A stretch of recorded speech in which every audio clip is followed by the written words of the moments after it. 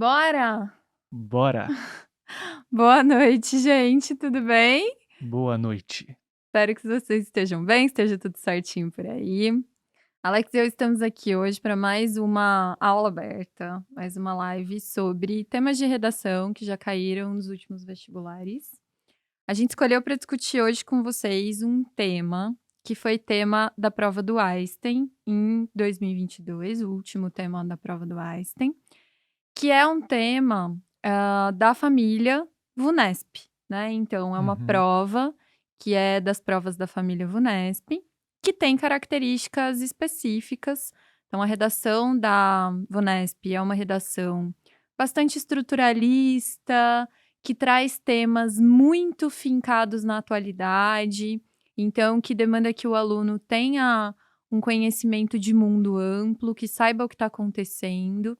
E que saiba o que está acontecendo, às vezes, não num macro, como os temas da FUVEST que a gente já discutiu aqui, mas no micro mesmo, né. Então, a VUNESP pega algumas polêmicas, né, alguns temas que foram destaque no ano anterior e transforma esses temas em, motivo para avaliar a argumentação do aluno, né. Isso. Então, é super importante para fazer as provas da VUNESP que o aluno esteja antenado, que ele acompanhe as aulas de atualidades, que ele acompanhe notícias, que ele saiba quais foram os principais acontecimentos do ano, porque esses temas acabam sempre por aparecer, né, Alex? Isso. Só para explicar, principalmente para quem não é do estado de São Paulo e para quem não presta medicina, VUNESP, gente, é uma empresa que presta serviço para várias universidades, faculdades e faz o vestibular. Nem toda faculdade, na verdade, poucas faculdades fazem o próprio vestibular. Então, a VUNESP acaba sendo contratada por diversas faculdades, e universidades, inclusive, do estado de São Paulo especialmente, para fazer o vestibular. Então, vocês vão ver um padrão de prova, inclusive, né, prova como um todo e de redação, em várias faculdades, em vários vestibulares, né, para entrar em faculdades aqui do estado de São Paulo. A VUNESP é a principal do estado. Então vale muito a pena para alguém que quer prestar qualquer faculdade do estado de São Paulo, conhecer a fundo o funcionamento da banca da VUNESP. E vocês vão ver que na redação há um padrão que é um tanto quanto diferente daquele que foi discutido na última aula aberta sobre a FUVEST, mas que dá para entender facilmente, né, Mário? Acho que a gente vai já desse primeiro vocês vão ver um padrão e depois a gente vai fazer várias lives também sobre outros temas da VUNESP. Isso, a nossa ideia, gente, é trabalhar com vocês várias provas da família VUNESP, né, então a gente vai trazer aqui diferentes temas. Esse tema de hoje é um tema específico, então, para o Einstein. E legal isso que o Alex falou, porque às vezes, para quem é de fora de São Paulo, mesmo para os alunos que prestam vestibular aqui em São Paulo, tem essa dúvida se a VUNESP ela faz o vestibular apenas para ingresso na UNESP. Isso, é E não, diferente. né? É diferente. A VUNESP é uma fundação que Uhum. presta serviço para várias faculdades, como você falou. Então, o Einstein, por exemplo, vai utilizar como modelo de prova a VUNESP, assim como diversas outras faculdades de medicina, né? Então, é isso. Eu queria então começar, como a gente tem feito aqui, falando um pouquinho sobre a avaliação da banca em relação à redação da VUNESP, né? Então, vou trazer para vocês aqui alguns pontos importantes. É claro que a gente vai falar aqui sobre outros em outros momentos, mas acho que os principais é a gente pensar no seguinte, gente: a VUNESP é uma banca bastante estruturalista, no sentido de que ela vai cobrar do aluno que ele, tenha, né, um texto muito bem planejado. Então, assim, primeira coisa, se você vai prestar qualquer prova da família VUNESP, é importante que você foque em planejamento textual. A gente já falou da importância do planejamento textual aqui, mas é fundamental você pensar na VUNESP que aquele modelinho tradicional, padrão da dissertação, que com certeza você já ouviu falar, então, que eu tenho a tese na introdução, né, e aqui eu já queria falar uma coisa importante: tese é diferente de introdução, né, gente, não é a mesma coisa, às vezes vocês confundem e acham que o primeiro parágrafo do texto, que é a introdução, é a tese. Não, a tese é uma parte da introdução. Então, antes de você, né, colocar a sua tese, você tem que fazer uma contextualização, você Uhum. tem que fazer ali, né, trazer algum tipo de introdução mesmo do tema, para então você vir com a sua tese. Bom, se a sua tese não é a introdução, mas ela está na introdução, o que afinal de contas é a tese? A tese, gente, ela é um ponto de vista seu sobre o tema, então ela é uma opinião. A sua tese, ela é uma afirmação, então cuidado com essas, questões de você trazer, por exemplo, uma pergunta na sua introdução para responder ao longo do texto, né. Tem muitos professores que eu escuto falarem que, você coloca uma pergunta e aí você cria uma espécie de um suspense para o seu corretor e você vai respondendo essa pergunta ao longo do texto. Gente, não façam isso, tá. Imaginem o seguinte, sempre falo isso, a prova de redação, né, ela vai te trazer sempre uma pergunta. Ainda que o tema não seja uma pergunta, ele é uma pergunta, porque ele é um questionamento. Ele demanda de você uma resposta, um posicionamento. O que vai acontecer? Se você pegar essa pergunta que o tema te trouxe, que já é uma pergunta, né, que tem muitas complexidades. Você tem um tempo limitado e você tem um espaço limitado para escrever o seu texto. Você vai fazer uma outra pergunta, é como se, em vez de você fechar o seu texto com uma tese, né, que é a sua resposta, e ir respondendo, né, ao longo do seu texto a essa pergunta do tema, o que você faz é abrir ainda mais. Então, é como se você fizesse uma pergunta em cima da pergunta. Isso vai dificultar muito a sua vida, porque você já tem uma complexidade. Se você fizesse uma única tese afirmativa para responder a pergunta do tema, isso já tem complexidades. Quando você faz uma pergunta, o que você está fazendo é ampliar o buraco para você cair dentro. Eu costumo dizer Hum. isso, né? O tema já é difícil. Você faz uma pergunta em cima da pergunta, você está ampliando ainda mais o espectro do tema. E quando você faz isso, você está dificultando a sua vida. Então vamos lá, retomando. A tese é um ponto de vista, a tese é uma afirmação. Então é importante que ela seja um período afirmativo. E é importante que a tese dialogue diretamente com o tema. Então, que ela seja uma resposta ao tema. Sua tese tem que responder ao seu tema, né? E por último, a tese tem necessariamente que espelhar a sua argumentação. E vice-versa. A argumentação espelha a tese espelha a argumentação. O que quer dizer isso? Que essa afirmação que você coloca lá na sua introdução para responder ao tema, ela é uma afirmação que precisa ser explicada ao longo do seu texto e o seu texto todo tem que remeter a ela. Então, eu costumo dizer que a tese é como se fosse um guia da sua argumentação, como se fosse um sumário, né? É ela que vai apresentar para o seu corretor o jeito que você vai argumentar. Então, é super importante na redação da VUNESP que você tenha uma tese clara, porque essa tese é que vai guiar a sua argumentação. E a banca vai avaliar, tem um dos critérios de avaliação formais da VUNESP, que é justamente planejamento textual. Então, se o seu texto está bem planejado ou não. O que vai mostrar isso de cara para o seu corretor? A sua tese e o desenvolvimento dela ao longo da sua argumentação, né? É um spoiler, né? É um spoiler, É um exatamente. spoiler da sua argumentação toda. Gente, tem que ficar muito claro que a tese, ela tem que ficar já no primeiro parágrafo, e que também ela não é muito longa. Essa é uma pergunta que surge bastante, né, Mari? Hum. Quantas linhas mais ou menos tem uma introdução? Quantas linhas tem o primeiro parágrafo de uma dissertação? Calculem aí, em média, umas 7 linhas. Pode ser 6, pode ser 8, não tem problema. Pode ser 12, fica ruim, né, já começou a atrapalhar a sua argumentação. É muita introdução. Gente, são 30 linhas o texto inteiro. Você tem que ter um texto equilibrado. Beleza. Quantas linhas tem que ter a tese? Tem resposta mágica? Não, nunca tem resposta mágica. Mas não pode ser uma tese com 5 linhas. Tente focar aí 2, 2,5 no máximo, tá. Por quê? Porque ela é um pedaço da sua introdução, assim como falou a Mari, não é, nem a maior parte da sua introdução, tá bom?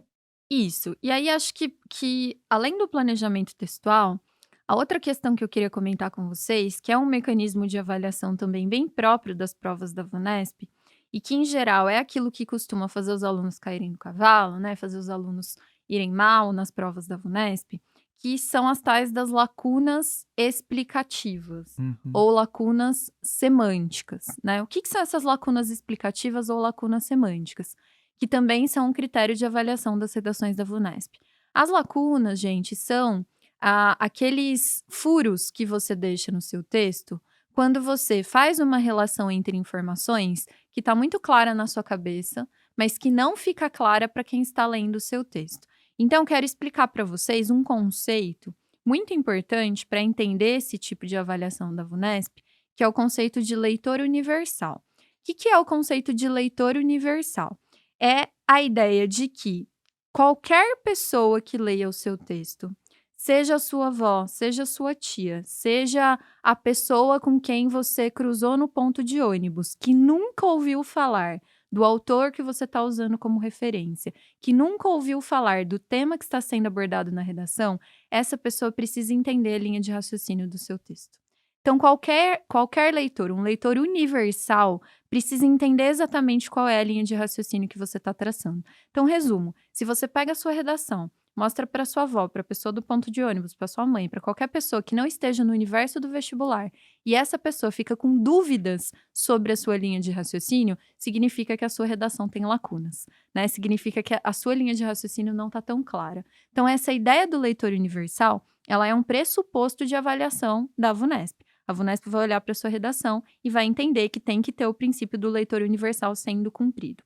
Para isso, um jeito mais fácil de dizer o que são lacunas é dizer que são os comos e os porquês, né? Eu sempre digo isso. Então, você lê um parágrafo seu, você tem que ir aprendendo, inclusive, a desenvolver uma avaliação do seu próprio texto, isso é importante.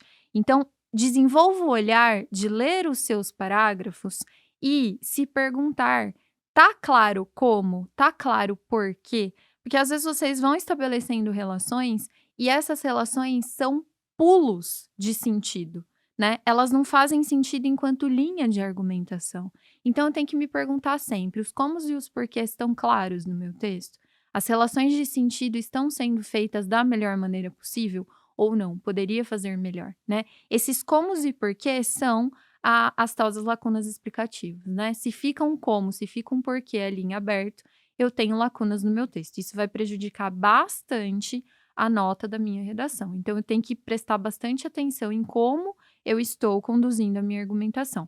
Para isso, uma coisa que a gente já falou na aula passada, que se você não viu ainda a aula sobre a FUVEST, vai lá ver, eh, é sobre, justamente essa questão que eu estava falando agora, né, de pensar em colocar menos informação, mais bem estruturado. Então, às vezes, vocês querem colocar tanta informação no texto, que na hora de fazer a ligação entre essas informações, isso não funciona bem. Porque eu tenho muita informação em um pouco espaço, né, e aí eu não consigo dar conta de fazer as relações que eu preciso. Então, para fazer as relações de sentido que eu preciso, às vezes menos argumentos ou menos repertório, mais bem explicado e mais bem articulado, né, Alex? Isso, eu só queria frisar, gente, que leitor universal é universal mesmo, a ponto de que ele não leu nem o tema, nem a coletânea.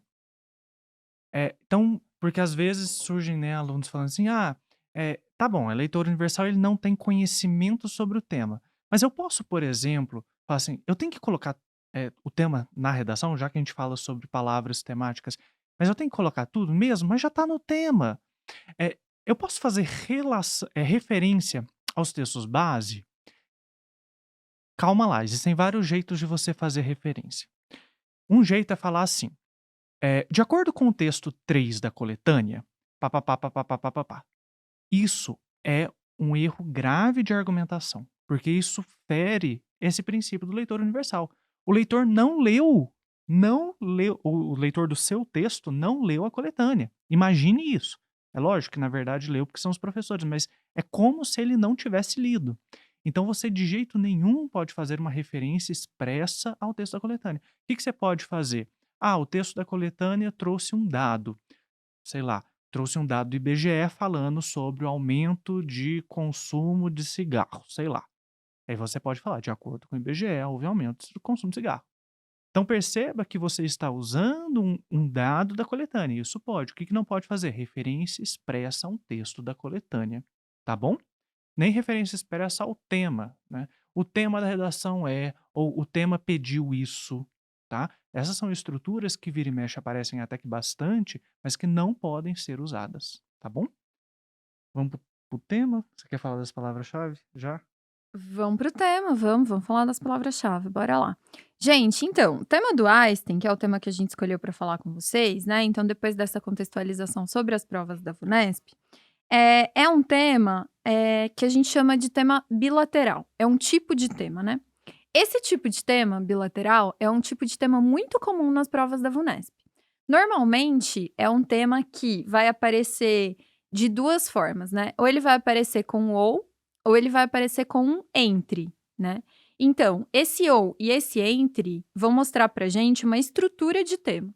Qual que é essa estrutura de tema? É um tema que tem um núcleo temático, que a gente chama, que é uma primeira parte do tema mais importante, que vem antes dos dois pontos, e duas visões diferentes sobre esse núcleo, que vão vir separadas ou por entre ou por ou, né? Uhum. Então, esse tipo de tema é um tipo de tema bem comum. Esse tema do Einstein, então, aqui, que a gente separou, ele é um tema desse tipo, é um tema bilateral. Então, a frase temática é a seguinte, ó. A liberdade de expressão na internet, dois pontos, entre o direito de criticar e os impactos negativos nas pessoas. Então você tem um tema enorme, né? A VUNESP Grande. tem feito isso cada vez mais, temas grandes, né? Frases temáticas bem grandes, bem extensas. E aí, o que é importante você entender? Que antes dos dois pontos, eu tenho núcleo temático. Então, qual que é meu núcleo temático? Liberdade de expressão na internet. Então, esse é o tema majoritariamente, vamos dizer assim, né? E aí, eu tenho duas visões diferentes sobre essa liberdade de expressão na internet, separadas pelo entre. Uma dessas visões é que há um direito de criticar, e a outra visão é que isso gera impactos negativos nas pessoas. Então, de um lado, essa liberdade de expressão, ela é resultado de um direito de criticar, e de outro lado, essa liberdade de expressão gera impactos negativos nas pessoas. Então, são duas visões diferentes sobre esse núcleo que é a liberdade de expressão. Quando a gente tem um tema assim, com a palavrinha entre ou com a palavrinha ou, esses temas que são bilaterais, tem algumas coisas que são importantes, né?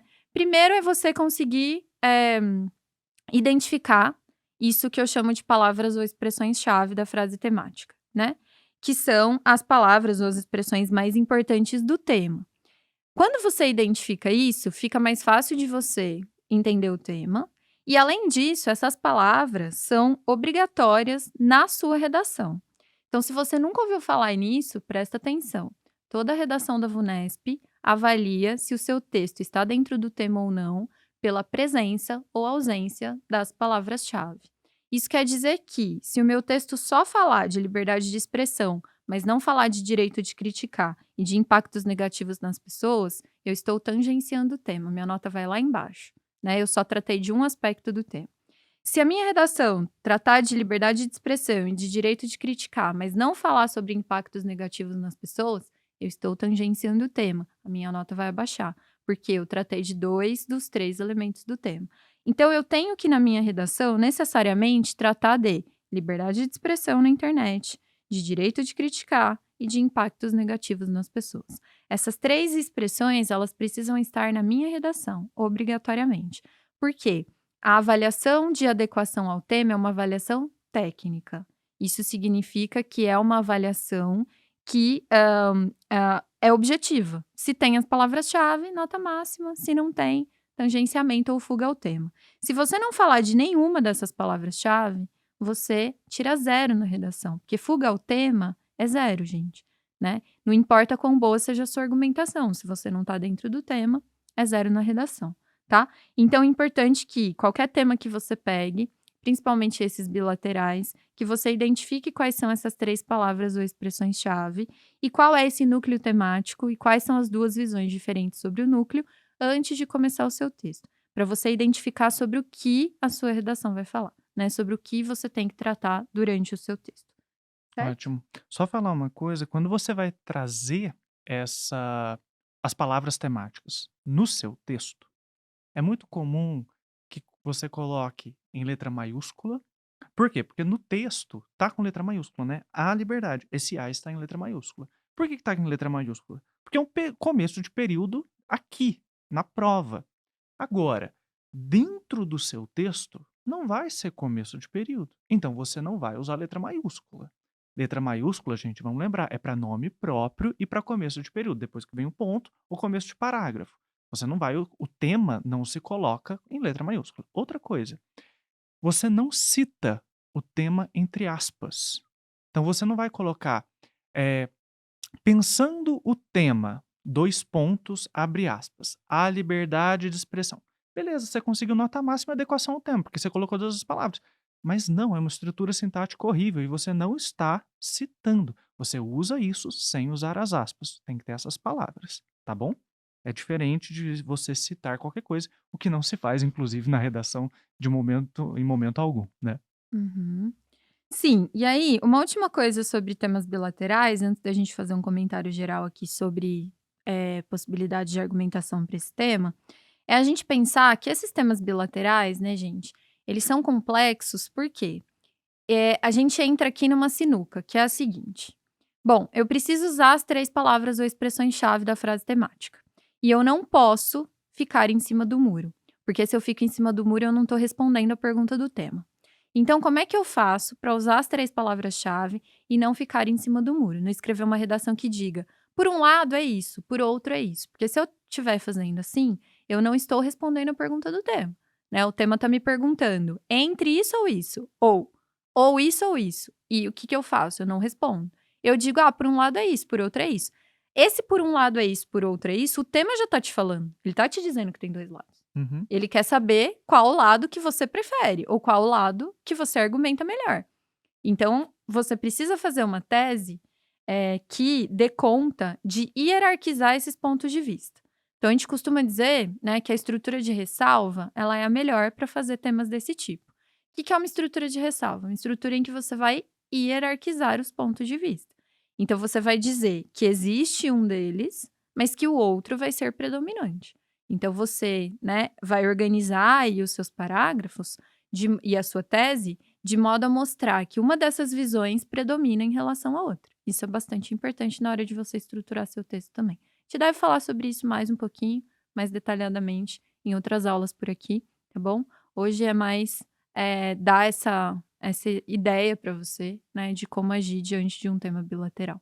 Vamos discutir um pouquinho os Bora. textos de apoio e o tema e as possibilidades de argumentação?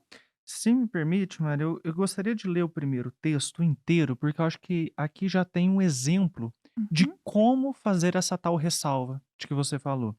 Ó, o primeiro texto, ele é bem curtinho, ele fala o seguinte. A gente vai deixar a coletânea aqui para vocês, tá, gente, em PDF aqui nos Isso, tá comentários. aqui. O direito de crítica pública caracteriza-se como o direito de formação e expressão de juízos críticos sobre pessoas, ideias, ações ou omissões. Ponto. Contudo, esse direito é limitado de forma absoluta para a proteção da dignidade da pessoa humana, não podendo ser exercido para expressar discriminação, o que é proibido pela Constituição brasileira, ou para ferir a integridade moral da pessoa. Esse texto aqui eu acho que é excelente para introduzir esse tema, né? Primeiro porque ele traz essa ressalva. Vejam aqui essa palavra na segunda linha, no comecinho da segunda linha, contudo. Contudo, é uma conjunção adversativa que mostra uma ressalva, que dá uma ideia de ressalva. Então, ó, tem este lado. Contudo, tem outro. E perceba aqui que o autor, inclusive, falou mais desse segundo lado, se você vê, inclusive, de extensão de texto, do que do primeiro lado. Ele não ficou em cima do muro. Não é 2 linhas de um lado, 2 linhas do outro. É mais ou menos isso que você vai ter que fazer na sua dissertação. Lógico, isso aqui não é uma dissertação, mas é esse mecanismo linguístico, é uma possibilidade, tá? Eh, Sobre esse texto aqui, percebam que é um texto que fala muito de direito. Inclusive ele traz a Constituição é a lei maior no Brasil, existem muitas leis no Brasil, uma delas é a Constituição. Constituição não é conjunto de leis, tá? Não é isso. Constituição é uma lei.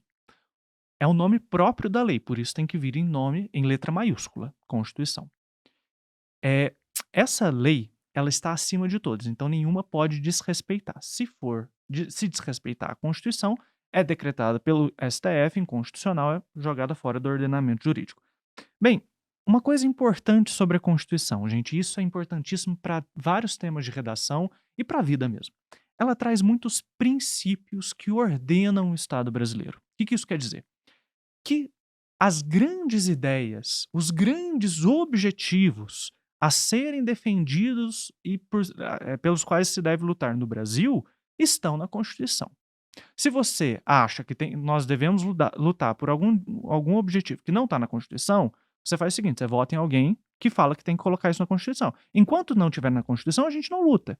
E se está na Constituição e você não concorda, direito é seu, mas a gente tem que lutar do mesmo jeito. Uhum. Acontece que são muitos e muitas vezes eles entram em conflito. Aí nós devemos recorrer para a teoria jurídica e ver como resolver quando há briga entre esses princípios. Por exemplo, o princípio de respeito à dignidade humana, que está aqui nesse primeiro texto, e o princípio de liberdade de expressão. Os dois são objetivos do Estado brasileiro. Nós devemos lutar pelos dois, devemos defender os dois, mas eles entram em confronto muitas vezes. Por exemplo, quando há crítica na internet, que é o caso aqui desse tema. Uhum. Como respeitar? Aqui entra uma coisa importantíssima. Nenhum princípio é absoluto. Nenhum princípio é universal. Todo princípio entra em choque com outros princípios e por isso ele deve ser relativizado. Ele deve ser analisado. Isso quer dizer, gente, que liberdade de expressão é um dos princípios, não é o princípio regulador do direito brasileiro. A gente não deve lutar pela liberdade de expressão e falar assim: não, o resto joga no lixo, o resto não importa. Se fere a liberdade de expressão, então está errado. Não é isso. Não é isso, tá? Nós devemos ver qual é o limite de todos os direitos, inclusive da liberdade de expressão. E aqui o primeiro texto fala muito claramente: o limite é o respeito à dignidade humana. Tá? Então, aqui é um dos princípios que a gente tem que analisar sempre. Tá? Não pode falar qualquer coisa. Não pode se criticar de qualquer jeito. Se você fere, se você desrespeita a vida de uma outra pessoa, se você desrespeita os direitos básicos da outra pessoa, você está errado. Uhum. É o argumento principal aqui desse primeiro texto. Eu acho que sim. E eu acho que esse tema, né, gente, é um tema que sempre reaparece. A gente, inclusive, escolheu esse tema para trazer para vocês, porque ele é um tema recorrente. Ele é um tema recorrente no nosso dia a dia e ele é um tema recorrente nas provas da VUNESP. Tem uma outra característica de provas da VUNESP, de maneira geral, é que a VUNESP repete tema.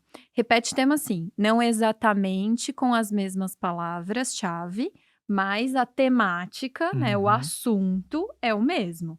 Esse assunto aqui de liberdade de expressão, cancelamento, vozes nas redes sociais e as implicações disso, é um tema que aparece todo ano de algum jeito. Sim. Então vocês podem esperar, inclusive, que esse ano deve aparecer nos vestibulares tema ligado a essa questão do cancelamento das redes sociais, novamente, sob uma outra roupagem, mas vai cair, né? É um tema que Sim. sempre reaparece. E ele reaparece não por acaso, porque é muito importante a gente pensar nessa oposição, né? Eu tenho direito à liberdade de expressão até o ponto em que eu não estou ferindo a liberdade de existir do outro. É isso que esse tema está colocando, né? E aqui me parece que o recorte temático, ele vai, né? Quando ele fala dos danos às pessoas, os danos negativos às pessoas, ele está fazendo um recorte aqui, que é um recorte um pouquinho diferente, que não é esse recorte do a minha liberdade de expressão vai até onde fere a existência do outro, mas vai, inclusive, até onde eu posso prejudicar a sanidade do outro, Uhum. né? A saúde psíquica do outro. Porque aquilo que eu falo pode servir de gatilho para uma pessoa desenvolver uma questão psíquica muito séria. A gente tende a achar que a discriminação, preconceito, as falas violentas, né? Eu falo aquilo que eu quero e essa fala, ela é uma brincadeira, ou a pessoa tem que aprender a lidar com o jeito que eu falo. Não, a gente nunca sabe como aquilo que a gente fala vai atingir o outro. Se ele Uhum. tá num momento de fragilidade, se aquilo é uma questão para ele. Porque o ser humano é muito complexo, né, gente? Aquilo que para mim, né, um gatilho enorme, uma questão muito séria e importante, porque isso faz parte da minha história, pode não ser para o outro, né? Então, às vezes eu faço uma brincadeira achando que é uma brincadeira, que é uma coisa muito leve, que eu tô falando alguma coisa ali, né, que não tem importância, e para o outro isso gera, né, um sentimento absurdo. Então me parece que o tema tá trazendo aqui é não só essa questão da liberdade de expressão esbarrar num preconceito mesmo, em Uhum. falas que são preconceituosas, porque a gente tem inclusive uma legislação contra isso, Sim, né, se você não pode falar o que você quer, se você for racista, você vai ser preso, se sim, você é for crime. homofóbico, você vai ser preso, porque isso está tipificado, são Sim. crimes, né. Então me parece que o tema não está indo tanto nessa direção só, mas na direção de dizer: aquilo que você fala tem um efeito sobre o outro, e é importante pensar sobre isso, né. Sim, e inclusive, gente, percebam que esse tema é um tema muito bom. Ele faz um entrecruzamento de 2 grandes temas que estão caindo, assim, até não aguentar mais nos vestibulares, inclusive no Enem, que, de um lado, igual a Mari colocou, o tema da liberdade de expressão e seus limites, e do outro lado, saúde mental, né. Mas de onde vocês tiraram isso, né? Não tem saúde mental nem nada disso no tema explicitamente. Mas nós podemos falar que esse impacto negativo na pessoa tem uma relação bem forte com saúde mental, principalmente a partir desse quarto texto, né, que fala sobre a experiência da cantora Ana Vilela, né, eh, de como que ela sofreu diversas críticas muito pesadas, injustas, que iam muito além de ela é uma cantora, então ela fez uma música que ficou muito conhecida, e as pessoas estavam criticando a música dela. A questão é que essas críticas ultrapassavam a crítica construtiva e se transformavam em um ataque a ela, o que acabou causando, vários prejuízos à saúde mental mesmo. E isso não é exclusivo dela. E o que que acontece na rede social? O que é dito nas redes sociais nunca é apagado. Não, mas eu posso excluir um comentário. Mas quem garante que antes de você excluir, alguém já não tirou um print daquela tela e pronto, já está feito. Aquilo lá é público, então, mesmo que não seja aberto para todo mundo, um grupo significativo de pessoas tem acesso àquele comentário e é não pode ser apagado, Uhum, né. Então, exige uma responsabilidade muito grande, né, de uhum. todo mundo que está nas redes sociais. Sim, com certeza. Então, é isso, né, gente. Como o Alex falou, o texto 4 da coletânea, ele ajuda a gente a pensar, então, quais são esses malefícios que são causados para as pessoas, né? Quais são esses Uhum. danos negativos causados para as pessoas? Então, assim, às vezes, o próprio tema traz uma expressão que é um pouco mais ampla, mas a coletânea ajuda a recortar. Então, a gente tem falado isso muito aqui para vocês, né? A coletânea, os textos da coletânea, eles estão aqui não por acaso, eles estão aqui para orientar as possibilidades de argumentação que são esperadas pela banca. Então, é possível você pegar esse texto 4 aqui, né, e você trazer desse texto 4 a ideia de um dano colateral, um dano psíquico e tudo mais. E o que que a gente podia trazer de linhas de argumentação, Alex? Como é que a gente poderia argumentar para esse tema? Que autores, conceitos, repertórios a gente poderia mobilizar para falar sobre essa questão aqui? Bem, a gente já viu, né, nós temos 2 possibilidades. Nós podemos dar ênfase ao direito de criticar, então Uhum, falar: "Olha, sim, pode até ter impacto negativo", tem, muitas vezes, mas isso não anula o direito de criticar, que é fundamental para a constituição do Estado democrático de direito. Então a gente pode ir, me parece, por exemplo, para um lado um pouco kantiano e falar que a argumentação, o raciocínio, a conversa, né, é essencial para a constituição de autonomia. E a autonomia das pessoas é o grande princípio regulador da democracia, do Estado e é o objetivo de todo mundo. Então, eu poder falar sobre minha opinião, raciocinar, né, é um princípio fundamental e que isso deve ser seguido sempre. Inclusive a Constituição Federal fala isso, são 2 repertórios. Com certeza. E aí, eu acho que também dá para discutir, né, numa linha argumentativa, essa ideia de que a partir do momento que eu me exponho, eu tô, aberto a ser criticado de alguma Sim. maneira, e todos nós estamos abertos a errarmos, né. Eu acho que a grande questão é, isso pode causar danos? Pode causar danos, mas a gente tem que, amadurecer enquanto sociedade para entender o que que é crítica, então como é que a gente faz uma boa crítica e como é que a Uhum. gente recebe uma boa crítica, né, porque senão também me parece que a gente e aí isso é uma linha de argumentação, né, gente, possível. Mas me parece que aí a gente entra num lugar que ninguém pode ser criticado, É um pouco né. o segundo texto, inclusive, ele É. fala disso. Isso, que é essa ideia de, então ninguém pode ser criticado, então não vão ser feitas críticas, porque as pessoas vão ficar doídas com isso. Então a gente não pode se doer da crítica, mas a gente tem que pensar no que essa crítica trouxe de fato de construtivo e etc.